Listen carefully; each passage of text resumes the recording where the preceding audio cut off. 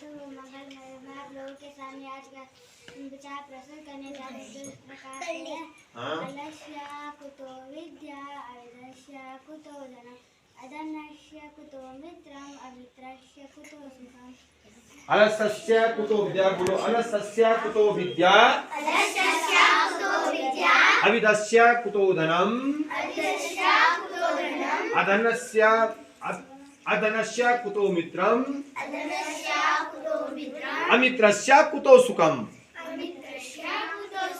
इस श्लोक में कहा गया है कि आलस्य, जिसको आलस्य होता है उसको ज्ञान की प्राप्ति नहीं होती, उसको विद्या की प्राप्ति नहीं होती है, उसको विद्या नहीं आती है। ठीक। और जिसको जो है, जिसके पास विद्या नहीं है उसके पास धन भी की कमी हो जाती है। ठीक है। उसके पास किसकी कमी हो जाती है? उसके पास धन भी नहीं आता है। और जिसके पास धन नहीं होता उसके मित्र भी बहुत कम होते हैं। ठीक है। जिसके मित्र भी नहीं होते तो उसको सुख की प्राप्ति कहाँ होती है? तो इन सब में इंपॉर्टेंट क्या है? विद्या, ज्ञान। सबसे इंपॉर्टेंट क्या है? ज्ञान। मतलब हमको सबसे पहले क्या करना है? विद्या अर्जन करना है, ज्ञान अर्जन करना है। ज्ञान अर्जन करने के बाद ही जो है हमको क्या मिल सकती है? धन भी मिल सकता है, मित्र भी मिल सकते हैं और सुख भी मिल सकते हैं। तीनों चीजें मिल रही। जब तक हम ज्ञान अर्जन नहीं करेंगे तब तक जो है हमको क्या नहीं मिलेगा?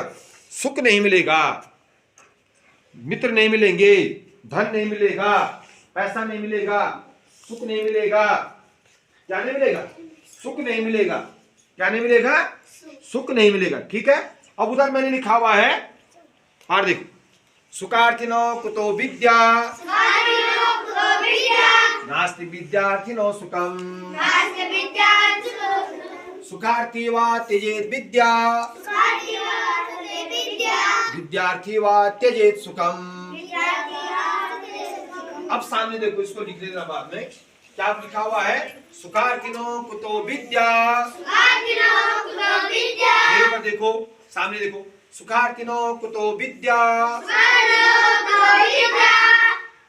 नास्ति विद्यार्थिनो सुखम सुखार्थी वा त्यजेत विद्या विद्यार्थी वा त्यजेत सुखम। जिसको सुख की अभिलाषा, सुखार्थिनो कुतो विद्या, उसको जो है क्या बोल रहे हैं? सुखार्थिनो कुतो विद्या।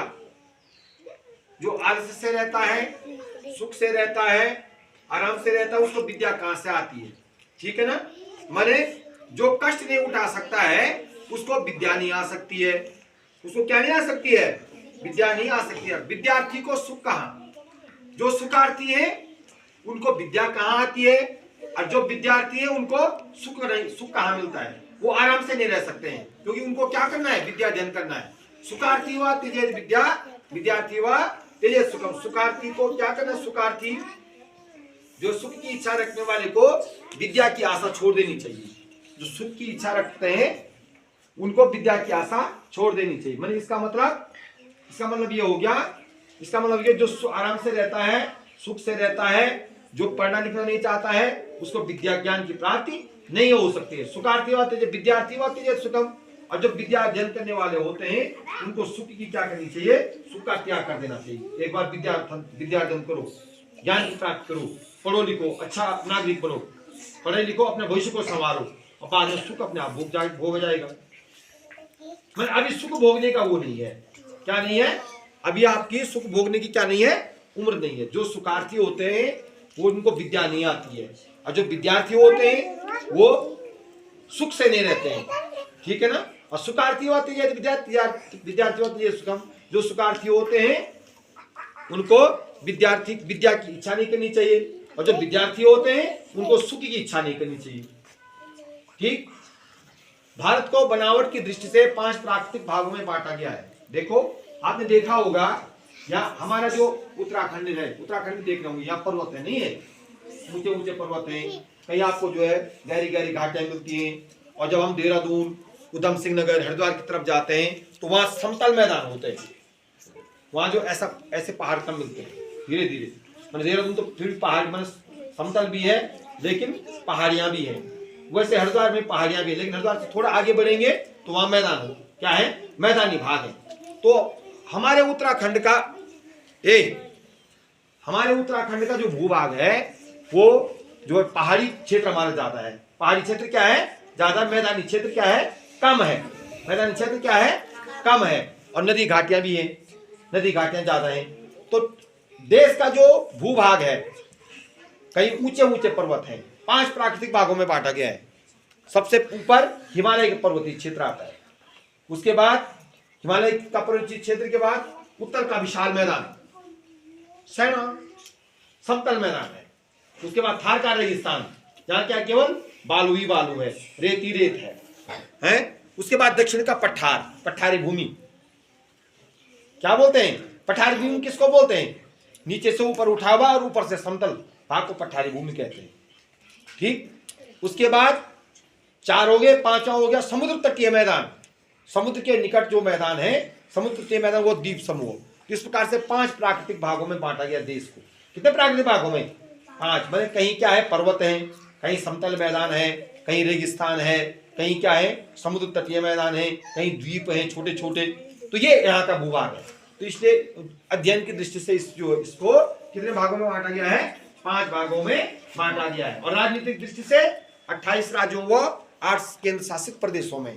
ठीक हो गया? आज के लिए बस इतना ही। Update daily black board work 1430 date 20 दिसंबर डे वेडनेसडे। टुडेज थॉट, ज्ञान से भविष्य का निर्माण होता है। ज्ञान से ही क्या होता है? भविष्य का निर्माण होता है। मध्य प्रदेश में विधानसभा की 230 सीटें हैं। हमारे उत्तराखंड में 77 सीटें हैं। कितनी है? 77। और एक एंग्लो इंडियन की 71 सीटें हैं विधानसभा की। ठीक है। टुडेज वर्क कॉरिडोर गलियारा उपकक्ष। टुडेज स्पेशल अंतर्राष्ट्रीय मानव एकता दिवस 20 दिसंबर। पुण्यतिथि है सोवन सिंह भकना। सोवन सिंह भकना जो है क्या है? स्वतंत्रता सेनानी थे। और नीचे का जो आज का रोचक तथ्य लिखा हुआ है वो है मानव मात्र एक ऐसा प्राणी है, मानव मात्र एक ऐसा प्राणी जो सीधी रेखा खींच सकता है। जो क्या खींच सकता है? सीधी रेखा खींच सकता है। ठीक है। और जिनका आज वो है, इनकी पुण्यतिथि सोवन सिंह भकना। इनका जन्म जो है 22 जनवरी 1870 को हुआ था अमृतसर में। मृत्यु 20 दिसंबर 1968 को। 20 दिसंबर 1968 को उनकी मृत्यु हुई थी। मृत्यु स्थान खुतराई खुर्द, अमृतसर, पंजाब। ठीक है। ये स्वतंत्रता संग्राम सेनानी थे। 13 अक्टूबर 1914 को ये जो है जेल भी गए। विशेष योगदान सोवन सिंह जी ने क्रांतिकारी को संगठित करने तथा अस्त्र शस्त्र एकत्र करके भारत भेजने की योजना को कार्यान्वित किया। अन्य जानकारी सुन लो।